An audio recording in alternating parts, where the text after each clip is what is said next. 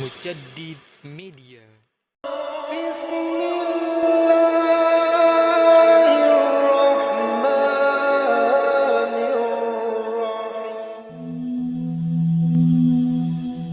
Assalamualaikum warahmatullahi wabarakatuh.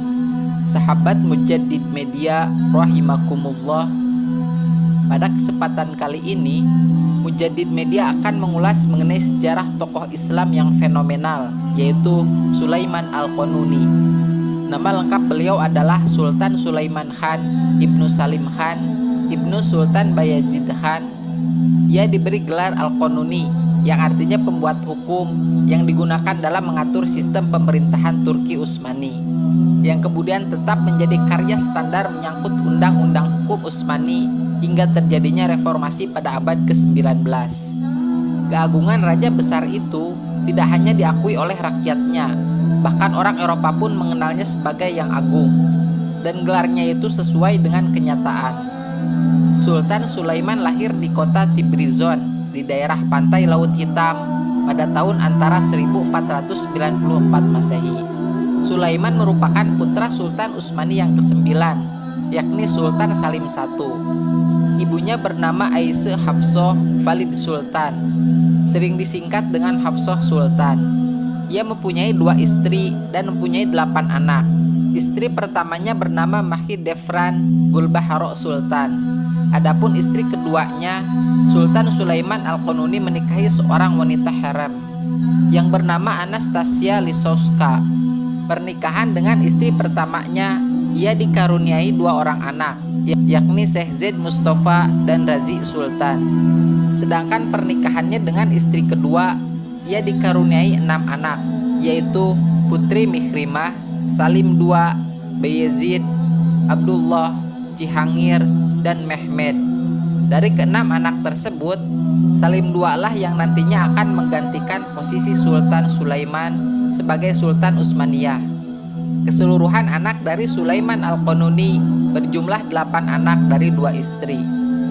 Ketika Sulaiman berusia 7 tahun, ia telah dididik dengan berbagai keilmuan, mulai dari sains, sejarah, teologi, taktik ketentaraan, dan yang lainnya.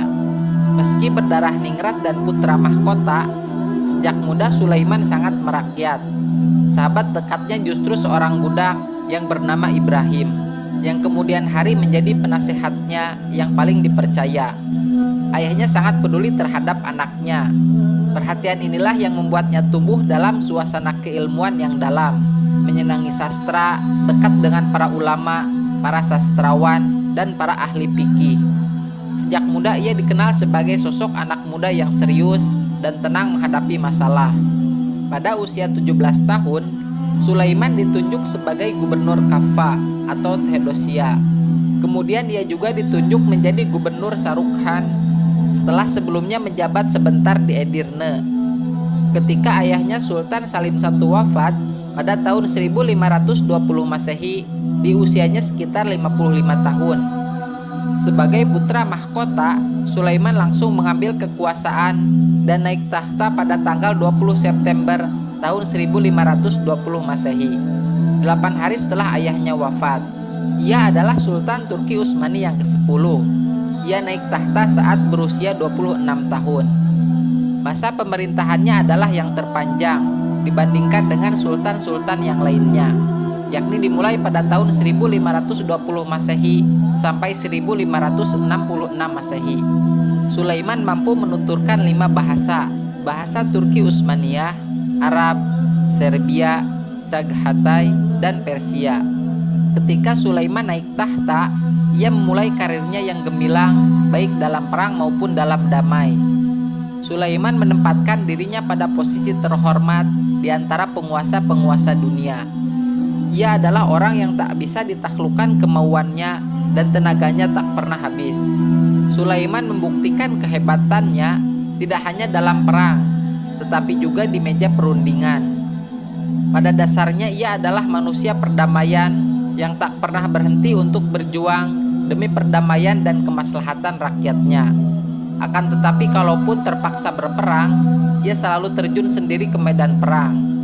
Sulaiman ikut dalam 13 gerakan militer, 10 di Eropa dan 3 di Asia. Dalam hal pemerintahan, Sulaiman dikenal sebagai pemimpin yang selektif dalam memilih pejabat pemerintahan. Dia sendiri yang terjun langsung untuk menyelidiki jejak rekam serta kepribadian setiap calon gubernur.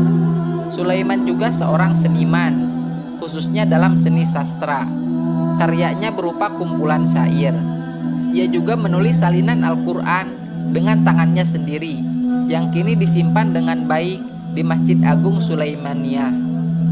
Di Baghdad ia memperbaiki makam seorang mujtahid terkemuka, yaitu makam Abu Hanifah, pendiri mazhab Hanafi. Dan di Konya ia memperbaiki makam Maulana Jalaluddin Ar-Rumi. Kecintaannya terhadap ilmu pengetahuan diwujudkannya dengan mendirikan Universitas As-Sulaimaniyah pada tahun 1550 Masehi. Pelebaran sayap dinasti Turki Utsmani di bawah pemerintahan Sulaiman merupakan kerja kerasnya yang tak kenal lelah, keahlian militernya yang istimewa, serta sistem kemiliteran yang telah dikembangkannya. Kemenangan-kemenangan besar telah membawa perubahan-perubahan mendasar atas posisi kerajaannya. Orang-orang Kristen putus asa dalam usaha-usaha mereka mengusir orang-orang Turki.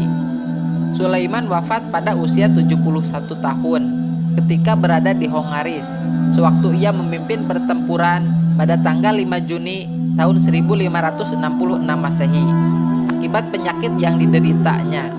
Jenazahnya dimakamkan di Masjid Agung Sulaimaniyah yang berada di kota Konstantinopel, Istanbul. Kehebatan dan kebaikannya selama memimpin Kesultanan Utsmani hingga kini tetap dikenang.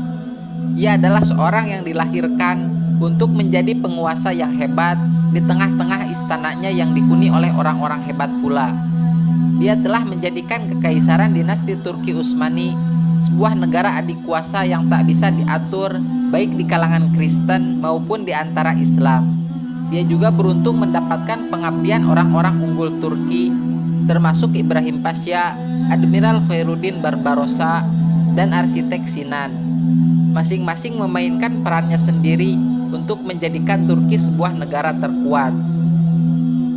Alhamdulillahirabbil alamin. Sampai di sini dulu pembahasan mengenai sejarah Sulaiman Al-Qanuni. Mudah-mudahan bermanfaat. Wassalamualaikum warahmatullahi wabarakatuh.